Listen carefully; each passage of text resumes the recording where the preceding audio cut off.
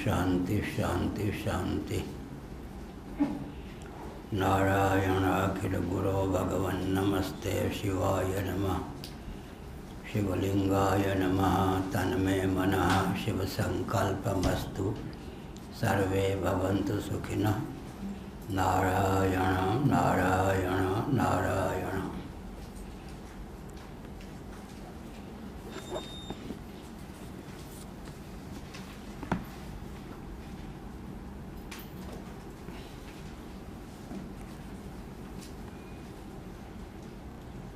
पृष्ठ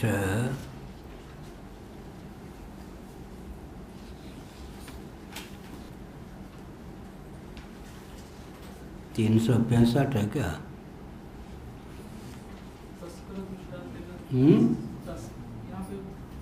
पंक्ति क्या है? हाँ,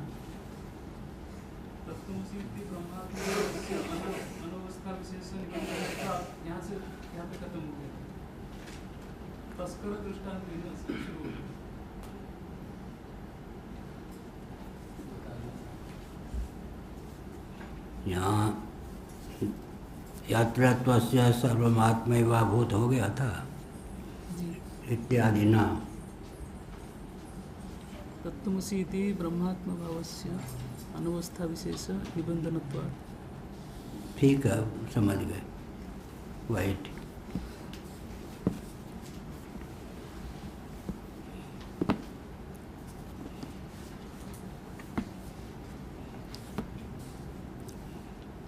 दर्शयति च यत्रत्वस्य सर्वमात्मैवाभूत तत्केन कं पश्येत् इत्यादिना ब्रह्मात्मत्व दर्शिनं प्रति समस्तस्य क्रियाकारकफललक्षणस्य व्यवहारस्य अभावम् न चायं व्यवहाराभावोऽवस्थाविशेषनिबन्धनोऽभिधीयते इति युक्तं वक्तुं। नारायण।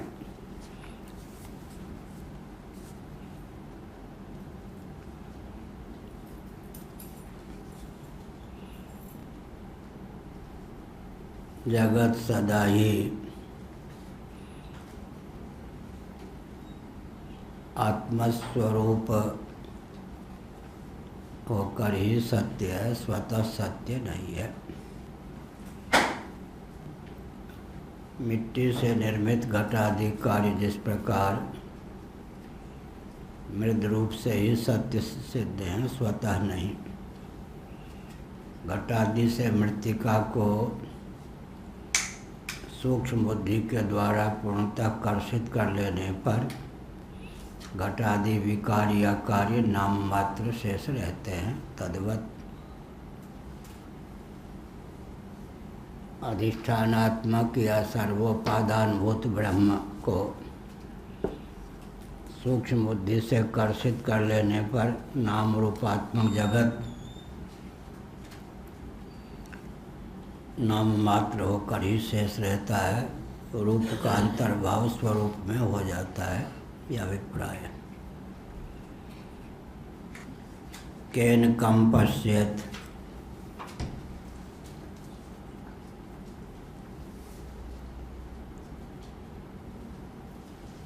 केन कम पश्येत्, किसके द्वारा किसे देखे कौन।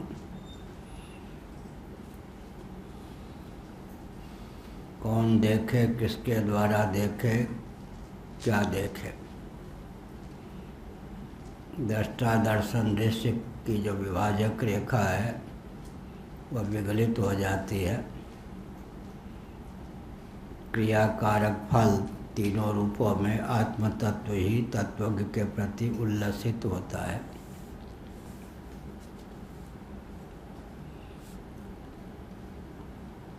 इत्यादिना ब्रह्मात्मत्व दर्शिनं प्रति समस्तस्य क्रियाकारक फल लक्षणस्य व्यवहारस्य अभावम्। इन श्रुतियों के अनुशीलन से यह तथ्य सिद्ध होता है कि ब्रह्मात्मत्वदर्शी के प्रति, ब्रह्मात्म शब्द दोनों का प्रयोग किया गया। ब्रह्म की आत्मरूपता, आत्मा की ब्रह्मरूपता को जो समझने वाले हैं, सच्चिदानंद स्वरूप आत्मा की ब्रह्म रूपता, ब्रह्म की आत्म रूपता, आत्मा स्वरूप ब्रह्म में, ब्रह्म स्वरूप आत्मा में प्रकृति सहित प्रपंच की अध्यक्षता का जिनको सम्यक बोध प्राप्त है। सच्चिदानंद स्वरूप आत्मा की ब्रह्म रूपता, ब्रह्म की आत्म रूपता, आत्मा स्वरूप ब्रह्म में, ब्रह्म स्वरूप आत्मा में प्रकृति सहित प्रपंच की अध्यक्षता। कहो प्रफुल्ल जी क्या हो गया? कविता हो गई। सच्चिदानंद स्वरूप आत्मा की ब्रह्म रूपता, ब्रह्म की आत्म रूपता, आत्मा स्वरूप ब्रह्म में, ब्रह्म स्वरूप आत्मा में प्रकृति सहित प्रपंच की अध्यक्षता का जिनको सम्यक बोध है, उनके लिए क्रियाकारक फल तीनों की आत्मरूपता ही सिद्ध है। कुछ क्रिया है, कुछ कारक है, कुछ फल है। कर्ता, कर्म, करण इत्यादि सबका पर्यवसान क्रिया कारक फल में होता है। जगत क्रिया कारक फलात्मक है, सुख दुख मोहात्मक है, नाम रूप कर्मात्मक है, भोक्ता भोग्य और भोग रूप है। तीन शब्दों में जगत को परिभाषित किया गया। व्यवहारस्य अभावम, व्यवहार उसके लिए प्रातिभाषिक हो जाता है। ऐसे तत्व की दृष्टि में व्यवहार का लोप हो जाता है। नैव किंचित करोमीत युक्तो मन्येत तत्ववित्। युक्तः और तत्ववित्, इसकी व्याख्या की गई कल गीता का 5वां अध्याय। भोजन करता हुआ भी अपनी दृष्टि में भोजन नहीं करता, लेकिन वह युक्त है, विक्षिप्त नहीं है, अज्ञानी भी नहीं है, तत्वज्ञ। कल मैंने दृष्टांत दिया, एक उड़ियाबाजी के यहाँ कार्यकर्ता थे, पहले पशु चिकित्सक या कुछ रहे होंगे, बाद में वो व्यवस्थापक हुए। उनका पोता छोटा था, वो भोजन करता तो हम कहते हैं भोजन कर रहा ना, नहा रहा है तो ना। उसको न पता था कि भोजन इसी का नाम है, भोजन करना इसी का नाम है नहाना। ऐसे ही, लेकिन वह युक्त है, न तो विक्षिप्त है न अज्ञ है। कार्य करता हुआ भी कर्तृत्व बुद्धि से विहीन जो व्यक्ति होता है, उसके जो कर्म होते हैं अकर्म हो जाते हैं। कर्मण्य कर्मया पश्येत् अकर्मणि च कर्मया, गीता का 4वां अध्याय। क्रिया कारक फल, फलावसानम जगत, जगत फलावसान है। जितने पापड़ बेले जाते हैं सबका पर्यवसान फल ही है। फल क्या है? जगत त्रिगुणात्मक है तो 3 ही फल, सुख दुख और मोह। अब उससे मोक्ष रूप फल निकाल ले, बहुत बुद्धिमान माना जाएगा। स्वभाव से तो जगत त्रिगुणात्मक है, सत्वगुण के योग से, पुण्य के योग से सुख, रजोगुण और दुख, पाप के योग से दुख, तमोगुण, निद्रा आलस्य प्रमाद के योग से मोह। 3 प्रकार का फल प्राप्त होता है, कभी सुख, कभी दुख, कभी मोह। कभी प्रकाश, कभी प्रवृत्ति, कभी मोह।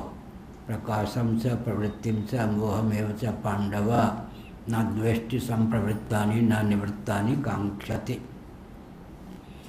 न द्वेष्टि संप्रवृत्तानि न निवृत्तानि कांक्षति। भगवान शंकराचार्य जी ने उपोद्घात में बहुत अच्छा लिखा। सत्वं रजस्तम इति गुणाः प्रकृति संभवाः निबध्नन्ति महाबाहो देहे देहिनम् अव्ययम्। जो तमोगुण का पक्षधर है, उसे सोने का, लेटने का अवसर मिल जाए तो अपने को कृतार्थ समझता है। कब ऐसा सौभाग्य प्राप्त होगा कि चकल्लस कार्यकलाप से पिंड छुड़ाकर बस लेटने को अवसर मिल जाएगा। रजोगुणी भी सोता है, लेकिन ताक फिराक में रहता है, अवसर ढूंढता है कि कब नींद टूटेगी और एकदम चाल पाल करूँगा एकदम। रजोगुण में उसकी आसक्ति होती है, प्रवृत्ति परक होता है। सात्विक व्यक्ति समझता है कि अवसर आने पर क्रिया में भी प्रवृत्ति हो जाती है, निद्रा में भी प्रवृत्ति होती है। कब सत्वगुण का उदय होगा, सात्विक आहार विहार आदि व्यवहार में संलग्न होऊंगा। 24 घंटे में कभी गुण का, कभी रजोगुण का, कभी तमोगुण का उत्कर्ष तो होता ही है। तद अनुकूल क्रियाकलाप की सिद्धि भी होती है। तो जिसने तीनों गुणों को निबंधक मान लिया उसकी विपत्ति का कोई ठिकाना नहीं। पूर्व पक्ष शंकराचार्य ने प्रस्तुत किया। एक गुण का जो पक्षधर है उस गुण के उदय होने पर कम से कम आह्लादित होगा। जिसने भगवान का यह वचन सुन लिया, क्या सत्वम रजस्तमैति गुणा प्रकृति संभवा निबधनन्ति, तीनों गुण निबंधक हैं। तो कभी सत्वगुण का, कभी रजोगुण का, कभी तमोगुण का उत्कर्ष होगा ही। उसके लिए तो सत्वगुण भी भयंकर, रजोगुण भी भयंकर, तमोगुण भी भयंकर, उसकी विपत्ति का कोई अंत नहीं। रामनरेशाचार्य जी ने कहा, देखिए हम तो अवसरवादी हैं, कांग्रेसी हैं, केंद्र में या प्रांत में जहाँ कांग्रेस की सरकार होगी वहाँ धनमान का स्रोत निकाल लेंगे। आप तो किसी पार्टी के हैं नहीं, आपके ऊपर तो हमेशा विपत्ति के पहाड़ ही टूटते रहेंगे। रामनरेशाचार्य जी। ऐसे ही जो व्यक्ति समझता है कि सत्वगुण भी निबंधक, मलिन सत्वगुण, रजोगुण भी निबंधक, तमोगुण भी निबंधक, 24 घंटे में किसी एक गुण की प्रधानता होगी ही, तब उसके लिए तो अशांति ही अशांति है। तब फिर उसकी शांति का मार्ग कैसे प्रशस्त होगा, इसका उत्तर दिया। प्रकाशम च प्रवृत्तिम च मोहमेव च पांडव न द्वेष्टि संप्रवृत्तानि न निवृत्तानि कांक्षति।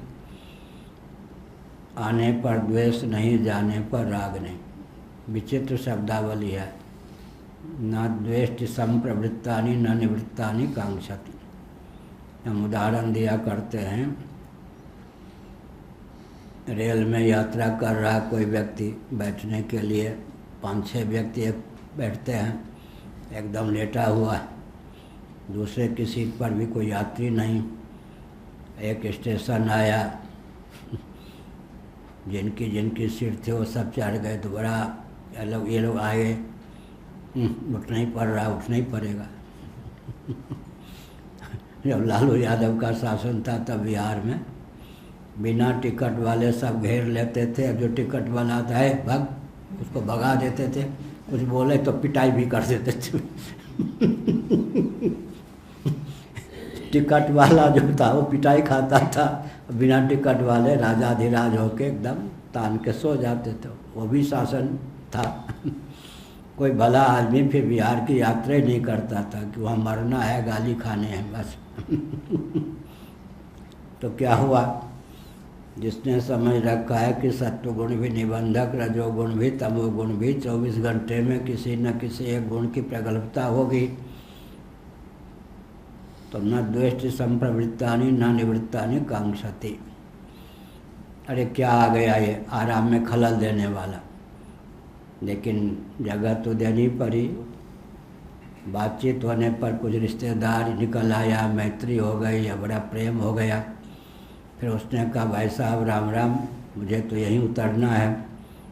जब आया था तब द्वेष, जाने लगा तो राग। अरे अभी आप जा रहे, कुछ समय और रुकते, जहाँ हम उतरते वहीं तक चलते लो। न द्वेष्टि संप्रवृत्तानि न निवृत्तानि कांक्षति। आराम में खलल देने वाला आ गया तो द्वेष, और जान पहचान मैत्री हो गई तो, मित्रता हो गई तो जाते समय राग। इसी शैली में भगवान ने कहा, न द्वेष्टि संप्रवृत्तानि न निवृत्तानि कांक्षति। साधो आवे जाए सो माया, प्रकाश आवे तो, प्रवृत्ति आवे तो, मोह आवे तो, इसी का नाम शुद्ध सत्वगुण है। तीनों से अनपेक्षता, निरपेक्ष जो होता है वही गुणातीत हो जाता है। प्रकाश हो तो, प्रवृत्ति हो तो, मोह हो तो, ये गुणों का खेल है। आत्मा तो साक्षी है। एक ढंग से प्रकाश की प्रवृत्ति हो, प्रवृत्ति की प्रवृत्ति हो, मोह की प्रवृत्ति हो, तीनों में कूटस्थ भाव से जो रहता है वही अपने को कष्ट से मुक्ति प्राप्त करने में समर्थ होता है। उसके लिए क्रियाकारक फल ये सब ब्रह्म स्वरूप ही हो गए। तो व्यवहार से अभावम, व्यवहार भी परमार्थ के रूप में परिणत हो गया। व्यवहार करता हुआ भी व्यवहार का लेप चेप नहीं होगा। ब्रह्मात्म तत्व के एकत्व बोध के प्रभाव से वह व्यवहार पर पानी फेर देता है।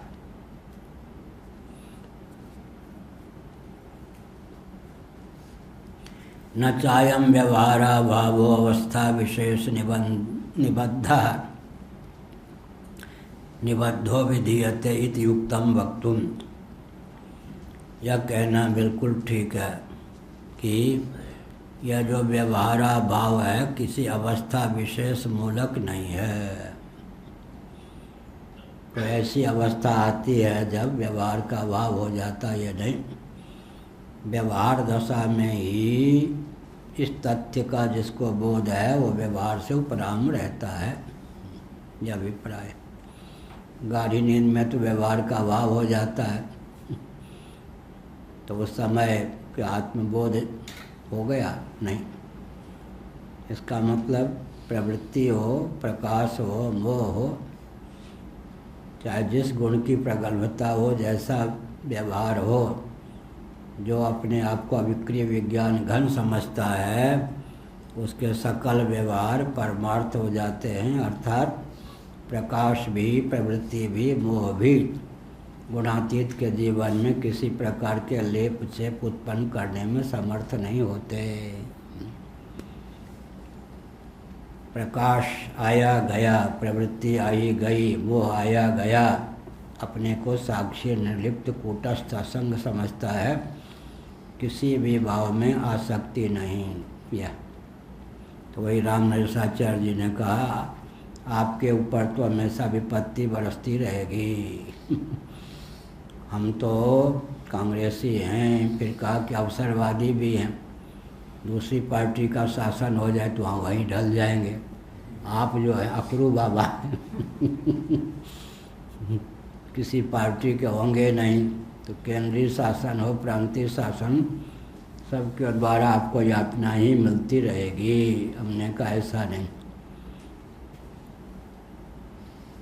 वो व्यक्ति सबकी आस्था का केंद्र हो जाता है जो किसी से लिप्त चिप्त नहीं रहता। क्या जाजी समझ रहे हैं ना? एक वाक्य निकला, अरबों रुपए के लाभ पर सरकार ने पानी 4 घंटे के अंदर फेंक दिया। बहुत बड़ा, कोणार्क से लेकर पुरी तक जगह जगह 480 किलोमीटर की योजना थी। 480 किलोमीटर में जगह जगह कमरे बनते, अटखेलियाँ होती, सुरा सुंदरी का तांडव नृत्य होता।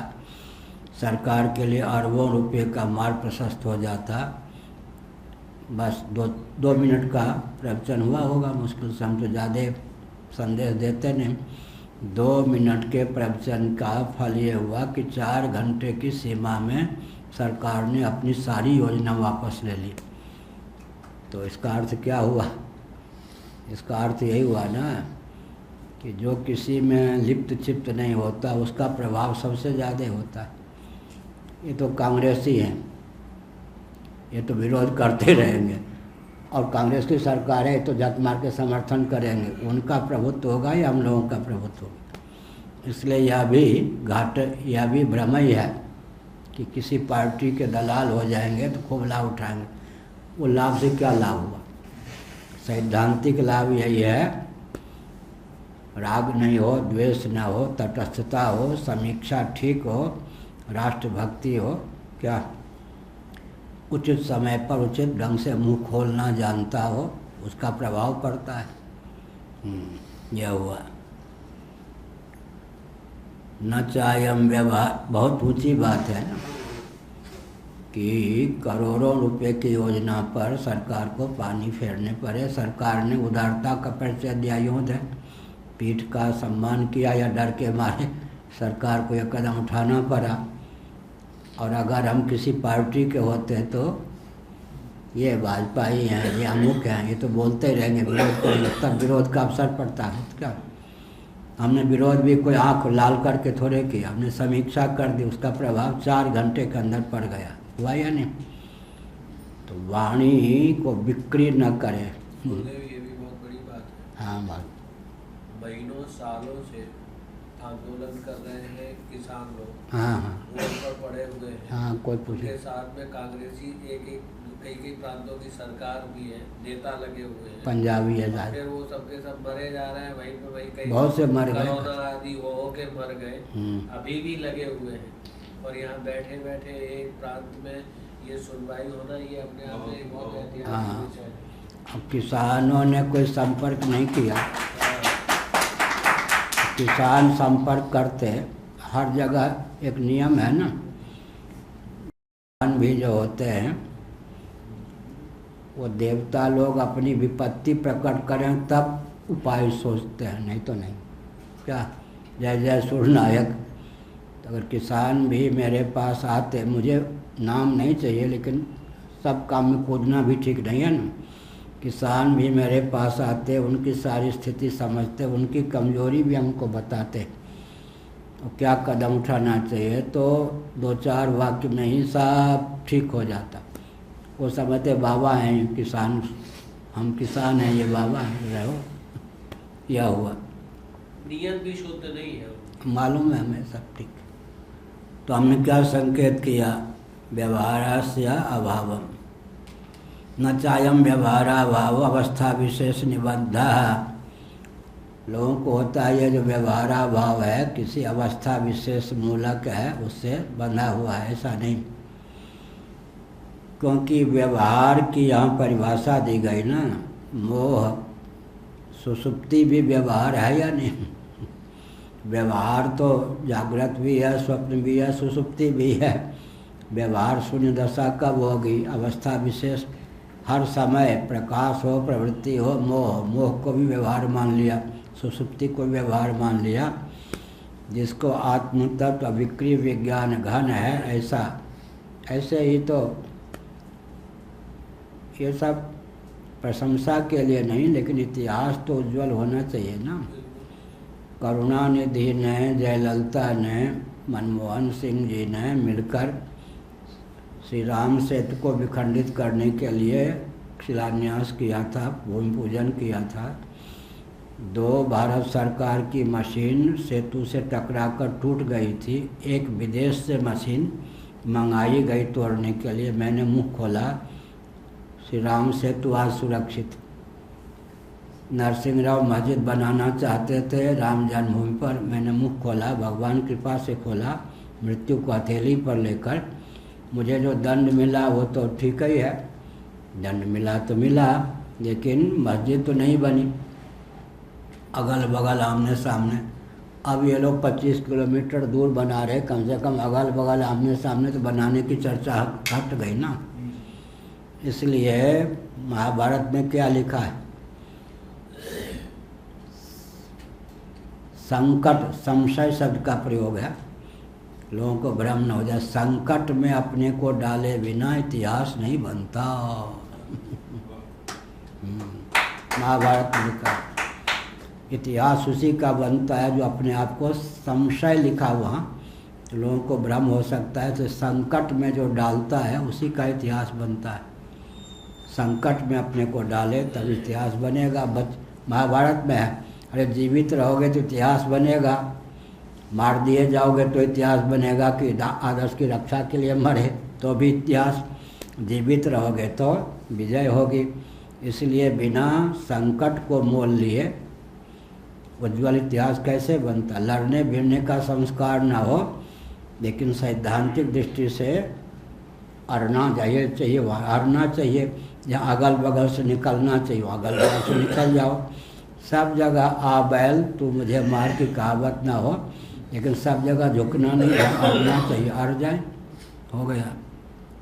ये अपनी जगह बहुत बड़ी विजय है। हाँ, महर्षि जमुना जी का आंदोलन हुआ, हाँ, मथुरा वृंदावन आदि में पूरा का पूरा उत्तर प्रदेश और केंद्र की सरकार भी एक बार हिल गई, बिल्कुल। लेकिन कूटनीति करके सरकार ने उसको पस्त कर दिया। गंगा का भी आंदोलन इसी तरह से हुआ, सब जगह। जमुना जी का तो मथुरा से लेके और दिल्ली तक मनुष्य ही मनुष्य भरे थे, इतना बड़ा प्रबल। गंगा जी पे तो अनशन करके मर ही गया बिहार का व्यक्ति। तो एक हाँ, वो भी जी.डी. अग्रवाल सब चले ही गए सब।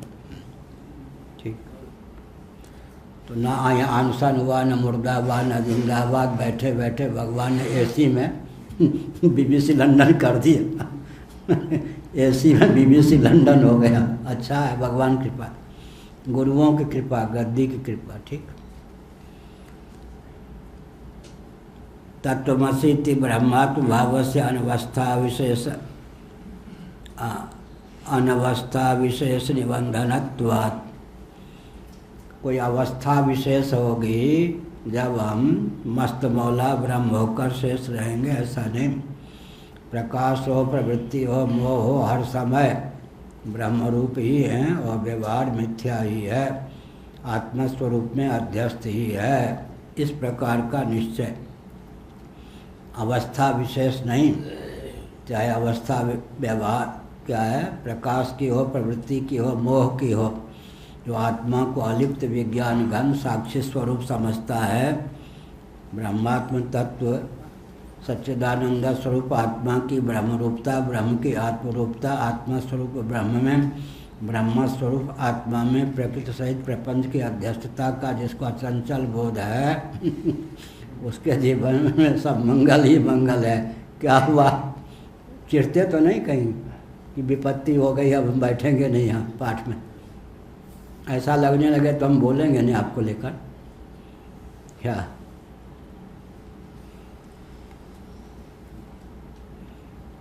आत्मा की सच्चिदानंद रूपता, सच्चिदानंद स्वरूप आत्मा की ब्रह्म रूपता, ब्रह्म की आत्मरूपता, आत्मा स्वरूप ब्रह्म में, ब्रह्म स्वरूप आत्मा में प्रकृति सहित प्रपंच की अध्यस्तता का जिसके जीवन में अचंचल बोध है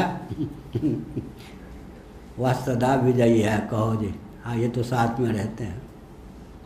आत्मा की सच्चिदानंद रूपता, सच्चिदानंद स्वरूप ब्रह्म की आत्मरूपता, सच्चिदानंद स्वरूप ब्रह्म की आत्मरूपता, आत्मस्वरूप ब्रह्म में, ब्रह्म स्वरूप आत्मा में प्रकृति सहित प्रपंच की अध्यस्तता का जिनके जीवन में अचंचल निश्चय है वो सदा ही मुक्त हैं हर समय। इसलिए कोई अवस्था विशेष। हाँ, एक दंडी स्वामी थे, स्वामी शांतानंद जी महाराज के शिष्य, तो वो कहते थे तुम लोग जो आयु में हमसे बड़े थे, नैमिष में रहते थे, कोई वो प्राध्यापक रहे होंगे अर्थशास्त्र के पहले, तुम लोग जो है साधन भजन करके अपना दिमाग खराब करते रहते हो। तो हमने कहा आप क्या करते? संन्यास लेने का अर्थ है भगवान के यहाँ सूची में मोक्ष प्राप्त करने वालों की सूची में नाम अंकित हो गया। अब जब वहाँ से आएगा हाजिर हो, मुक्त हो जाएगा। तुम लोग भजन करते हो, ये करते हो, इसका ज्ञान नहीं है तुम्हें। संन्यास लेने पर भगवान के यहाँ जो मुक्तों की सूची है उसमें नाम अंकित हो गया, जब वो बुलाएंगे तब मुक्त हो जाएंगे। इसके लिए पापड़ बेलते रहते हो, हर समय परेशान रहते हो, भजन ये सब नहीं। संन्यास लेने पर मोक्ष प्राप्त करने वालों की सूची में नाम अंकित हो जाता। हमने कहा आपके लिए हो जाता होगा पाली करके, स्वामी शांतानंद आते थे, हमारे लिए नहीं, भजन करना ही चाहिए। यह ऐसे ही अवस्था विशेष निबंधन, कोई ऐसी अवस्था होगी जहाँ बस मुक्त हो जाएंगे अपने आप, ये नहीं। प्रकाश हो, प्रवृत्ति हो, मोह हो, हर समय आत्म तत्व व्यवहार शून्य, परमार्थ स्वरूप सच्चिदानंद ही है, मैं हूँ। तस्कर दृष्टान्ते न च अनृताभिसंधस संधस्य बंधनम सत्याभिसंधस्य च मोक्षम दर्शयन्नेकत्वमेवैकं पारमार्थिकम दर्शयति। छांदोग्य 6:16। अब वहाँ पर वर्णन किया गया उपनिषद में तप्त लोहा को तपा दिया। पहले ऐसा होता था राज दरबार में, न्यायालय में, तुमने चोरी नहीं की, तुम कहते हो कि मैं चोर नहीं, मेरे ऊपर लांछन लगाया गया, तब तो लोहे को छू अगर तुम्हारा हाथ नहीं जलता तो समझेंगे तुम सत्य बोलते हो, जल गया तो समझेंगे कि झूठ बोलते हो। ऐसा उसी को कहते हैं।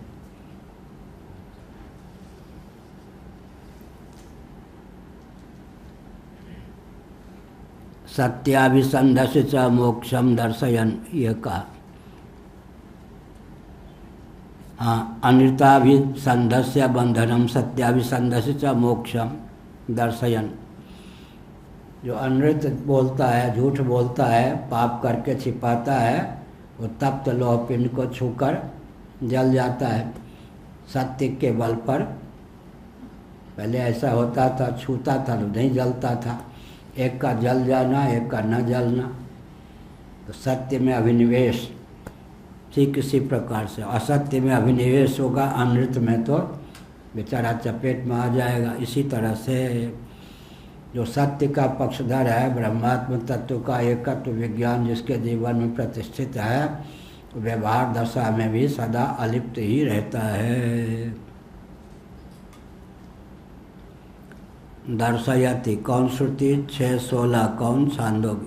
पारमार्थिकम दर्शन, परमार्थ विज्ञान से व्यवहार पर पानी फिर जाता है। आत्मा और ब्रह्म के एकत्व के बोध से सकल व्यवहार परमार्थ रूप में ढल करके प्रातिभाषिक सिद्ध हो जाता है, यह अभिप्राय। मिथ्या ज्ञान मृतम च नानात्वम, यह जो नानात्व है, नेह नानास्ति किंचना, यह मृत्यु स मृत्यु मापनोति, यह नानेव पश्यति बृहदारण्यक। यह एक मिथ्या ज्ञान विजृंभितम च नानात्वम, जो नानात्व है मिथ्या ज्ञान के फलस्वरूप उल्लसित है, विजृंभित है। मिथ्या ज्ञान, मिथ्या ज्ञान का मतलब जो मिथ्या वस्तु है उसे सत्य समझ लिया तो समझना मिथ्या ज्ञान हुआ या नहीं। विजृंभित माने उल्लसित, नानात्व है। अधिष्ठान शेषावशेष, अधिष्ठानावशेष ही कल्पित का नाश होता है। शंकराचार्य जी ने अपने भाष्य में लिखा, अधिष्ठानावशेष ही कल्पित का नाश होता है। नायम सर्पो रज्जुरियम, यह सर्प नहीं या तो रस्सी। इस तथ्य का बोध हो गया तो वो सर्प रज्जु होकर ही, अधिष्ठानावशेष होकर ही रहेगा, रज्जु होकर ही रहेगा। अधिष्ठानावशेष ही कल्पित का नाश होता है।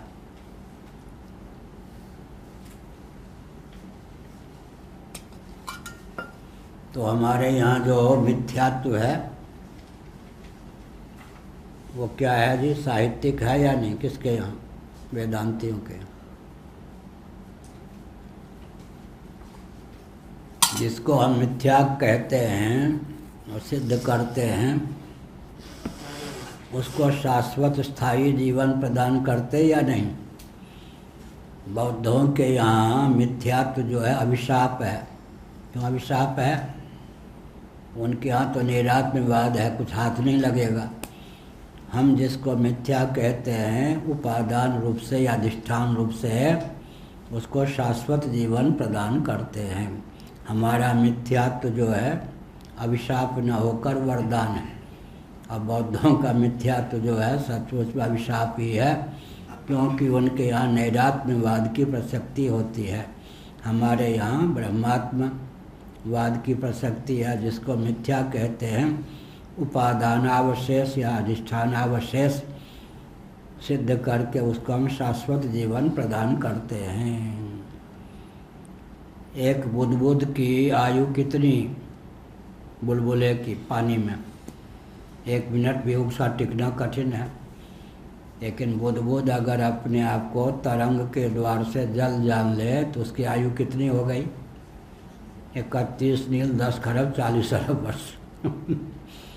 एक जल की बूंद की आयु एकदम क्षण भर, लेकिन बूंद ने अपने आप को जल समझ लिया तो उसकी आयु 31 नील 10 खरब 40 अरब वर्ष। महाप्रलय में ही जाकर वो जल जो है अग्नि भावापन्न होना है जल को, फिर भी सद रूप से तो शेष रह नहीं। ऐसा ही है, आयु की वृद्धि भी हो गई यानी। तो यहाँ जो है अधिष्ठान अवशेष कल्पित का नाश होता है।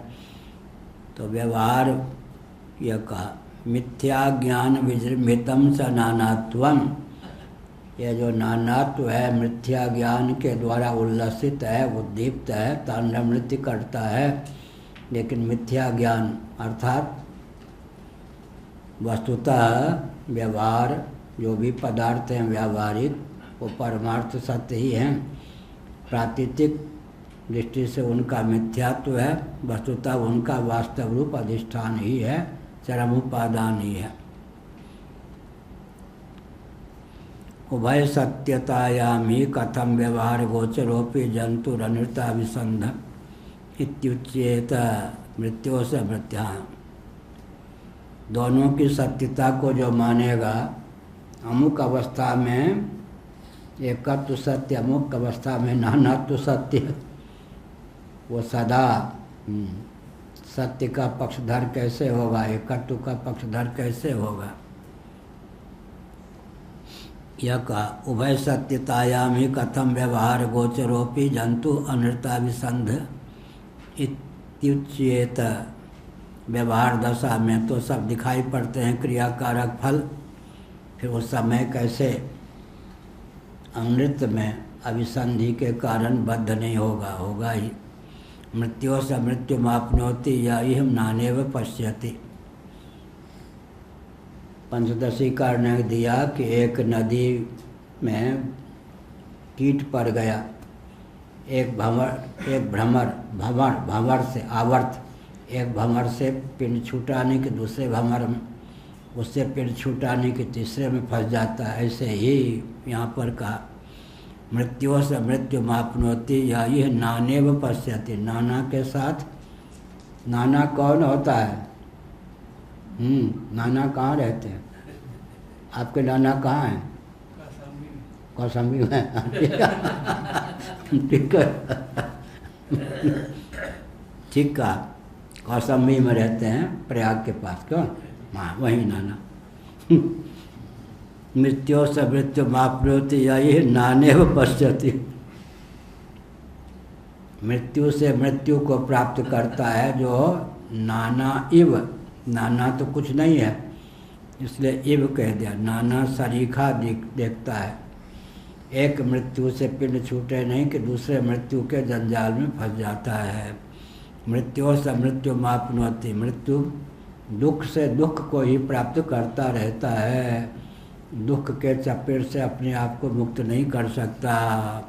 सुरेश जी बहुत हंस रहे इनके नाना की बात सुनकर। यह नानेव पश्यति। नाना एव, वास्तव में नाना कुछ ही नहीं है, नाना है ही नहीं भाई।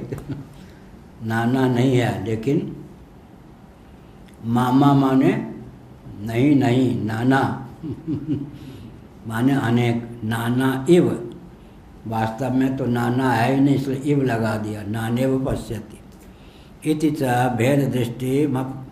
भेद दृष्टि मपवदन्नेवैतद् दर्शयति। भेद दृष्टि के लिए अपवदन तिरस्कार पूर्वक कहा गया। धिक्कार है उस व्यक्ति को जो नाना सरीखा देखता है।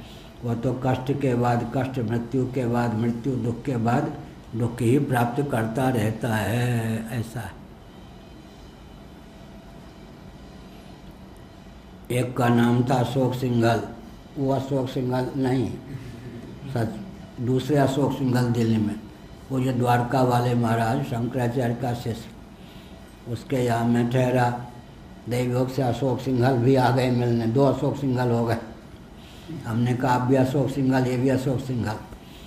तो जिनके घर में ठहरे थे, अशोक सिंघल ने कहा मकान बेच के दूसरा मकान लिया महाराज, ज्योतिषियों के चक्कर में पड़े ये सब, मैं जहाँ जाता हूँ चारों ओर से दुख मुझे आकर के घेर ही लेता है। दुख से पिंड छुड़ाने के लिए हमने क्या क्या नहीं किया। दिल्ली में मकान बदला, कमरा बदला, किसी ने कहा इधर मुँह करो कमरा का, कुछ सब पापड़ बेच करके दुख जहाँ जाता हूँ मुझे पकड़ ही लेता है, क्या कारण। इतने में वो ख्याति प्राप्त अशोक सिंघल आ गए। हमने कहा अशोक सिंघल की समस्या अशोक सिंघल सुलझा।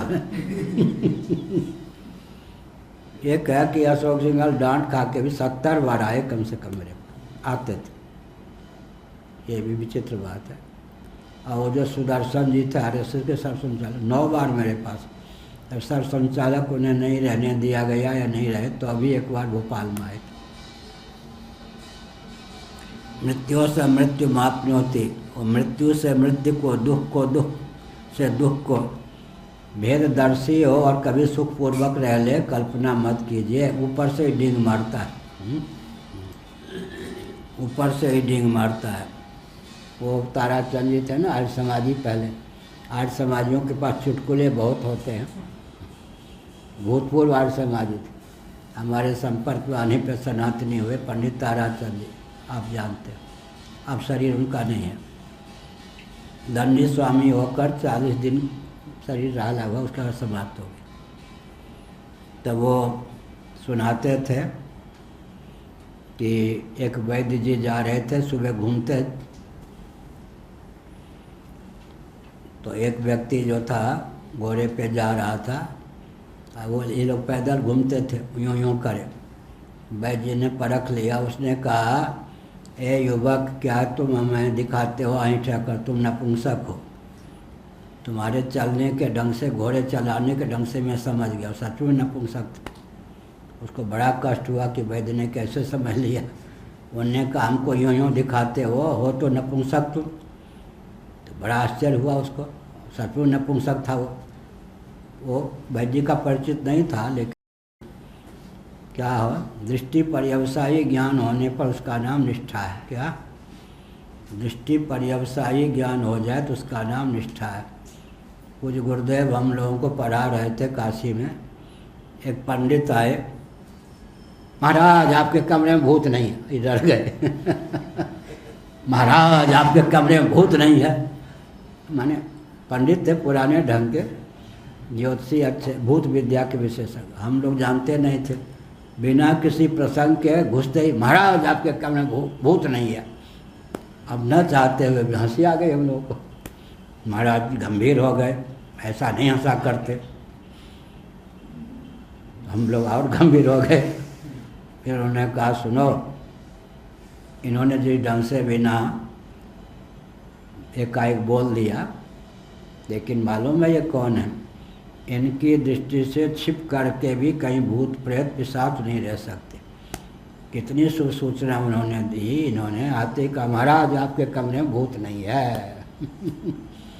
तो भूत विद्या का भी कोई विशेषज्ञ है तो सम्मान करना चाहिए। महाराज ने कहा विद्या तो विद्या ही है। कोई भूत विद्या का, प्रेत विद्या का भी विशेषज्ञ है, विशेषज्ञ का सम्मान करना चाहिए। मैं मालूम है, महाराज ने कहा ये भूत विद्या के इतने विशेषज्ञ हैं, भूत जो है इनकी दृष्टि से छिप के रह नहीं सकता। ऐसे जो बहुत ऊंचे वैद्य होते थे, व्यक्ति को चलते फिरते देख करके वो पहचान जाते थे बिना हाथ देखे इस रोग का। तो कह दिया ऐंठा अगर दिखाता है तो नपुंसक। और बेचारा फिर सोचा कि वो गया घर, फिर मरने की भावना से, विष खाकर मरने की भावना से वो कहाँ चला गया? घोर जंगल में। महुआ का पेड़ होता है ना, वहाँ पेड़ पे चढ़ गया। वर्षा हो रही थी, आत्महत्या का विचार था। एक मिट्टी का बर्तन नीचे था दैवयोग से, उसमें महुआ विषाक्त होता है। महुआ के फूल आदि जो पाते हैं ना सब्जी बना के, वो पहले क्या करते उबाल करके पानी फेंक देते हैं, फिर मट्ठा के साथ ये जो जंगल में करवी आदि में लोग रहते हैं, सीधे महुआ का फूल खा ले तो मरने लग जाए, बहुत गर्म होता है। महुआ के फूल की सब्जी आदि बनाने की विधा है। उसने सोचा कि ये पात्र है, उसमें महुआ के फूल गिरे हैं, वर्षा हो रही है टप टप, पेड़ पर बैठ के आत्महत्या के लिए सोच रहा था। इतने में एक सर्प आया। सर्प विष से परेशान था, उसने उसमें विष और उगल दिया। उसने सोचा बस इसको पी करके काम बन गया। पहले महुआ का जल पुराना, वर्षा भी हो रही थी, महुआ उस बर्तन में थे, सर्प ने अपना विष उगल दिया।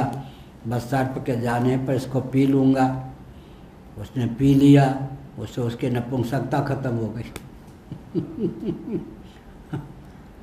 नपुंसकता खत्म हो गई, उसके जीवन में जो त्रुटि थी मरने गया, जीवन हो गया। बस वो आया। अब दूसरे दिन वो समझता था पंडित जो हैं वैद्य इस समय घूमने जाते हैं घोड़े लेकर। अरे क्या हुआ, विष पी करके तुम ठीक हुए हो ना, अब नपुंसक नहीं हुआ, मैंने मान लिया। पाँव पे पड़ गया, अरे कैसे नहीं, वो इसका विष ही इसकी दवा है, तुमने विष पिया या नहीं? हाँ, विष पीने से क्या हुआ, तुमने आत्महत्या करने के लिए विष पिया, वही दवा थी तुम्हारी। एक बेटी जो थी, सच्ची घटना है, वो बताते थे, कौन, ताराचंद जी, वो सब विवाहित हुई, कुछ कैसी थी, कुछ अधपगली जैसी। ससुर आदि ने, पति आदि ने छोड़ दिया, मायके में आई, उपद्रव करती थी। वो माँ उसके भोजन बना रही थी, माँ को कुछ नहीं, कोई भोजन बनावे ना लकड़ी आदि से गांव में, उस समय बात नहीं करनी चाहिए। उसका नाम है मैथिली में चेरा, लकड़ी दहकते हुए। तो उसमें से एक लकड़ी उठा करके फेंका बेटी पर। बेटी तंग कर रही थी, उसकी बेटी के यहाँ जाके निकले लगी, उससे रक्त गिरा, उससे उसका पागलपन ठीक हो गया। तो वहाँ पर विषाक्त पानी पीने से क्या हो गया, नपुंसकता ठीक हो गई। उसका जो विकृत रक्त था माता के वो फेंकने से कुछ रक्त गिरा, उससे उसका पागलपन दूर हो गया। कभी कभी जो होता है क्या, अभिशाप भी वरदान बन जाता है। इसलिए हम लोग निश्चिंत रहते हैं। कोई दंड भी देगा, अपनी वृत्ति से, आसुरी वृत्ति से हम लोगों के लिए वरदान हो जाएगा। दृष्टि पर्यवसायी ज्ञान होता है, यही कहा ना, दृष्टि पर्यवसायी बहुत उच्च कोटि का ज्योतिषी होगा तो वो जनपत्र ये सब नहीं देखेगा, उसके सामने व्यक्ति के ग्रह नक्षत्र नाचने लग जाएंगे। बहुत उच्च कोटि का वैद्य होगा, व्यक्ति को देखते ही, बिना नाड़ी देखते ही उसके सब रोग, जो रोग होंगे वो नाचने लग जाएंगे। ठीक, अब वो ऐसे ही कोई उच्च कोटि का अध्यात्मवेत्ता होगा, उसके सामने कोई पागलपन का नाटक भी करे तो समझ जाएगा कि तत्वज्ञ। एक वो बड़ा उपद्रवी था, कोई वृंदावन में घूमता रहता था, सब उसको पागल कहते थे। अब मैं घूमने जा रहा था तो मैंने मन में संकल्प किया कि ये कोई सिद्ध व्यक्ति है या सच में पागल। तो मैं उन दिन वहाँ पर भैया वाक्य रहता था, वहाँ स्नान घर ये सब नहीं था, जंगल में जाकर शौचक क्रिया से निवृत्त होकर फिर मैं जब मिट्टी से हाथ धो रहा होऊंगा उस समय आकर मेरे पास खड़ा हो जाएगा यह व्यक्ति। मैंने संकल्प किया तो मैं मानूंगा सिद्ध है, नहीं तो पागल तो लोग कहते ही हैं। वो जब मैं हाथ धो रहा था दूसरे दिन आके खड़ा हो गया, मुस्कुरा दिया, हमने कहा मान लिया आप सिद्ध। क्या मान लिया आप सिद्ध। फिर एक था वो जेके के गली से रोज क्या क्या बकता हुआ जाता था, लोग उसको पागल कहते, भगाते। मैं फिर वहीं कि पागल है या कोई सिद्ध, वृंदावन में ऐसे होते थे, पागल है या सिद्ध है। तो मैंने सोचा कि मुझे देखकर मुस्कुरा देगा तो मैं समझूंगा सिद्ध है, मुस्कुरा दिया। उसके बाद वो वृंदावन में कभी किसी को नहीं दिखा। ऐसे ही धामों में पागल आदि के रूप में व्यवहार करने वाले कोई होते हैं सिद्ध लोग, ऐसे ही। बनारस में भी है। हाँ, बनारस में वो तो पहले स्वतंत्रता संग्राम के सेनानी थे वो, बाद में वो फिर क्या हो गए, पागल जैसे रोड के किनारे रहते थे। वो कोई महिला एक थी दैवयोग से, उनके मिट्टी के पात्र में कुछ भोजन दे जाती, वही कर लेते थे। बाद में लोगों ने हमको कहा, रोज ये पहले स्वतंत्रता संग्राम में बहुत काम किए, पागल हो गए हैं, आज यहाँ सड़क पर कल वहाँ। हमने सोचा पागल हैं या सिद्ध हैं देखूं। तो कृष्णानंद जी महाराज शामपुर गुरुदेव से पढ़ के आते थे, एक दिन हमने जानबूझ के थोड़ा अपने को पीछे कर लिया, मुस्कुरा के उन्होंने संकेत किया, मुझे पहचान लिया, हमने कहा पहचान लिया, सिद्ध थे, हो गए थे सिद्ध। ऐसा होता है। ऐसे भी नैमिषारण्य में होता था। तो क्या हुआ, क्या प्रश्न किया था, हो गया? हाँ, दृष्टि पर्यवसायी यही हुआ ना, जो तत्वज्ञ होगा वो पहचान जाएगा व्यक्ति को देखते कि तत्वज्ञ। ऐसे ही जो मनोविज्ञान का पारखी होगा वो व्यक्ति को देखकर ही उसका सारा स्वरूप उसके सामने आ जाएगा। एक नंबर का ज्योतिषी होगा, सामने वाले को देखते ही उसके ग्रह नक्षत्र नाचने लग जाएंगे। एक नंबर का वैद्य होगा, वो सामने वाले को देखते ही समझ जाएगा इस रोग से यह पीड़ित। दृष्टि पर्यवसायी बोध इसका नाम है, दृष्टि पर्यवसायी बोध। वासना पर्यवसायी बोध, दृष्टि पर्यवसायी बोध, निष्ठा पर्यवसायी बोध, कई शब्द का प्रयोग है। इसलिए पंचदशी कार ने लिखा, जब वायु, पृथ्वी, जल, तेज, वायु को लेकर, वायु नाम सुनते ही, वायु का अनुभव करते ही लगे कि मिथ्या है, वायु के प्रति मिथ्यात्व बुद्धि सुदृढ़ हो जाए, तब आकाश के मिथ्यात्व की धारणा करनी चाहिए। यह हुआ। नानेव पश्यति, भेद दृष्टि अविद्या है। अविद्या क्या, इसलिए भेद दशा में भी सबको निर्भेद आत्मस्वरूप जो समझता है वही सत्य है। क्रियाकारक फल तीन रूपों में उल्लसित होने वाला आत्म तत्व ही एकमात्र सत्य है।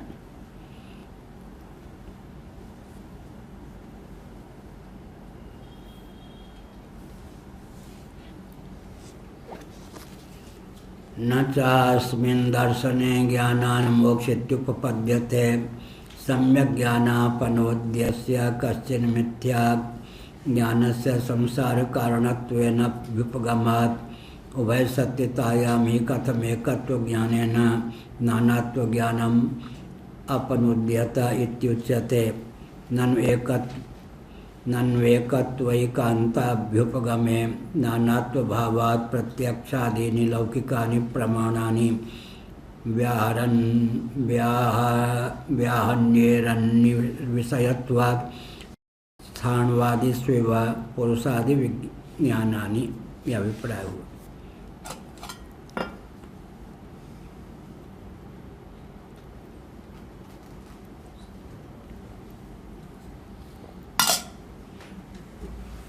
जो भेदवादी हैं उनको लेकर यहाँ पर पूर्व पक्ष है, यह अभिप्राय है। यदि भेद भी सत्य हो, अभेद भी सत्य हो, तब महाप्रलय की दशा में अभेद को सत्य मान लें, सृष्टि की दशा में भेद को मान लें सत्य, तब क्या होगा, दोनों ही सत्य हो तो भेद व्यवहार करने वाला पुरुष अमृताभिसंध है। यह कैसे कहा जा सकेगा? अमृत में अभिस्वंग आसक्ति संपन्न है, कैसे कहेंगे? तब तो उसको भी तत्व ही मानना पड़ेगा। मृत्यु से मृत्यु मापनोति, यह जो श्रुति है तो नानात्व दर्शन करता है, मृत्यु से मृत्यु को प्राप्त करता रहता है। अवस्था विशेष में नानात्व का प्रतिषेध है और अपने आप में नानात्व सत्य है, इस प्रकार की भावना नहीं। महाप्रलय में एकत्व और व्यवहार में नानात्व, सुषुप्ति में एकत्व और जागृत स्वप्न मनोराज्य स्मृति में नानात्व, इस प्रकार नहीं। अद्वैत जो है, एकत्व जो है अवस्था विशेष है, ऐसा जो मानते हैं ये नहीं। व्यवहार दशा में, भेद दशा में भी अद्वैत ज्यों के त्यों चरितार्थ है, नानात्व मिथ्या ही है। नेह नानास्ति किंचना मृत्यो स मृत्यु मापनोति या यह नानेव पश्यति। यह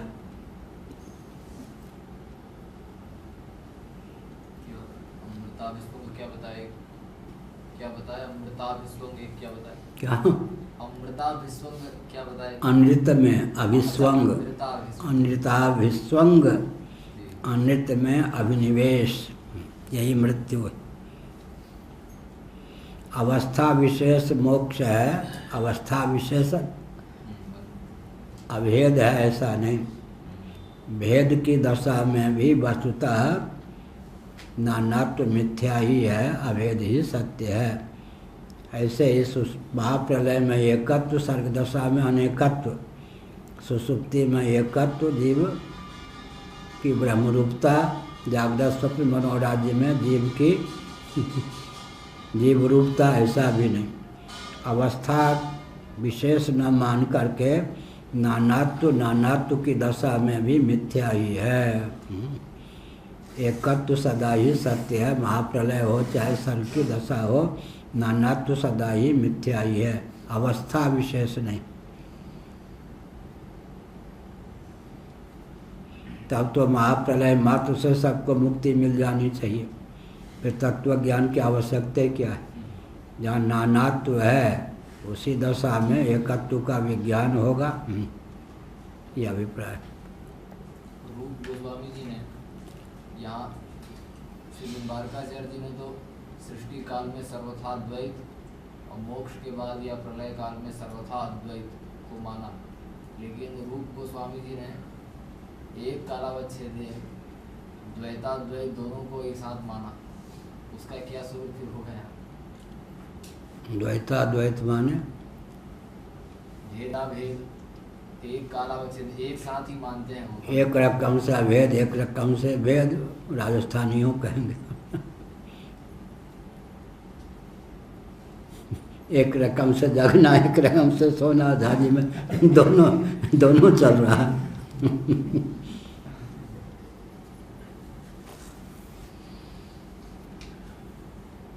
यहाँ कहा गया ना कि अवस्था विशेष अद्वैत नहीं है, नानात्व की दशा में ही नानात्व का प्रतिषेध।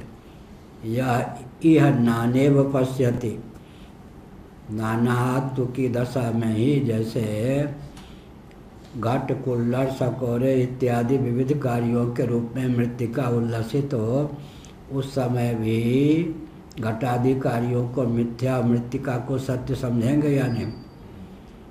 या जब पिंड के रूप में है या मिट्टी चूर्ण के रूप में है या केवल ढेले के रूप में है, तब घटादि का अभाव है, ऐसा तो नहीं ना। अवस्था विशेष में तो घटादि है ही नहीं, नानात्व है ही नहीं, तो मिट्टी में एकत्व दृष्टि तब है जब मिट्टी चूर्ण है, पिंड का रूप न, कपाल का रूप न धारण करे, और जब घटादि का रूप धारण कर ले तब ऐसा नहीं ना। जिस समय घटादि के रूप में उल्लसित है मिट्टी, उस समय भी घटादि नहीं ही है। प्रतीति की दशा में भी क्या तत्वतः स्थिति नहीं है। नानात्व का दर्शन हो रहा है लेकिन नानात्व असिद्ध ही है, तब मोक्ष होगा। अवस्था विशेष नहीं, सार्वकालिक सिद्धांत है यह अभिप्राय। हाँ क्या कह रहे? यह जगत में, लोक में, व्यवहार दशा में, यह नानेव पश्यति, यहाँ, ये माने यहाँ, यहाँ माने व्यवहृति दशा में, व्यवहार काल में नानात्व जब उल्लसित हो रहा है, उस समय भी नानात्व के प्रतिषेध, मिथ्यात्व का जिसके जीवन में चंचल निश्चय है वह।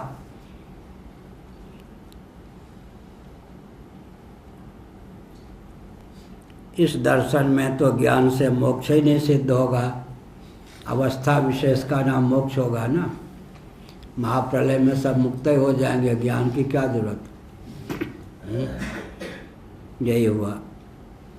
तो फिर इते ज्ञानान्न मुक्ति ज्ञानादेव तो कैवल्यम तस्य तादेव चिरम, इन सब की आवश्यकता क्या होगी। ओम पूर्णमदः पूर्णमिदं पूर्णात् पूर्णमुदच्यते पूर्णस्य पूर्णमादाय पूर्णमेवावशिष्यते। ओम शांति शांति शांति ही। नारायणाखिल गुरो भगवन् नमस्ते शिवाय नमः शिवलिंगाय नमः। तन्मे मनः शिव संकल्पमस्तु सर्वे भवन्तु सुखिनः।